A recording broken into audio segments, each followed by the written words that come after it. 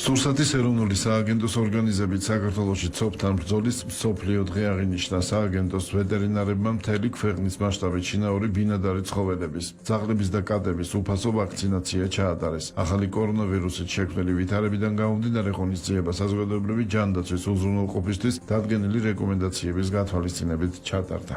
მსოფლიოში 2007 წლიდან აღინიშნება სოფლის დღე. სურსათის ეროვნული სააგენტო ამ ღონისძიებას 2013 წლიდან უერთდება.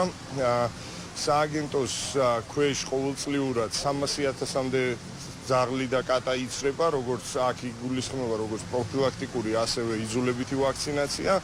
ეს დღე ასევე ძალიან მნიშვნელოვანია იმისთვის, რომ მოსახლეობას ინფორმაცია მივაწოდოთ სოფთან დაკავშირებით. ავიგე ამ აქციის შესახებ, რომ ამეყვანა ჩემი ფისო ასაცრელად და თვლი რომ ძალიან კარგი რამ არის, იმიტომ რომ სამედიცინო ჩარევები ფისოსთვის ძალიან ძვირი ჩდება და მე მაგალითად ძალიან მოხარული ვარ ასეთი აქცია რომ ტარდება.